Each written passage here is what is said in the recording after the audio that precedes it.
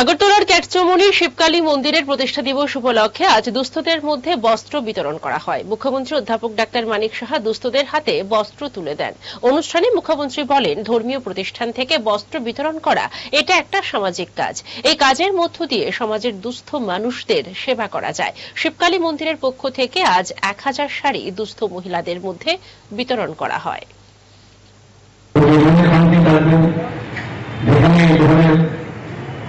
যে আমরা ধর্মের প্রতি যার যার ধর্ম যার যার সমস্ত ধর্মের প্রতি সম্মান জানিয়ে সেইগুলো আসলে ধর্ম তো আর কিছু না, মানুষের যে তার মনের যে ইচ্ছা, মানুষের যে সমস্যা, কর্মের মাধ্যমে সেটাকে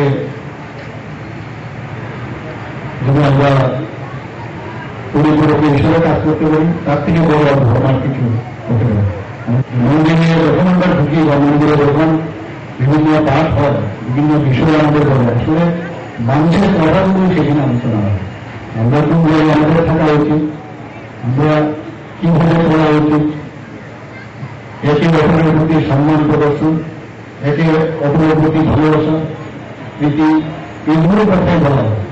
এবং তাতে করে আমাদের সমস্ত মানুষের একসাথে একত্রীকরণের যে ভীষণ সেবাখণ্ড এবং যে ধর্মস্থানগুলো আছে সেগুলোতে বিভিন্ন ধরনের থাকলেও কিন্তু এক কথায় একই করা বলা হয় যে মানুষ মানুষের জন্য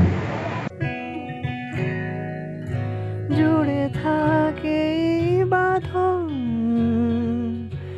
আপনার চেয়েও আপন, জুড়ে থাকে বাঁধন আপনার চেয়েও আপন, আপনার চেয়েও আপন।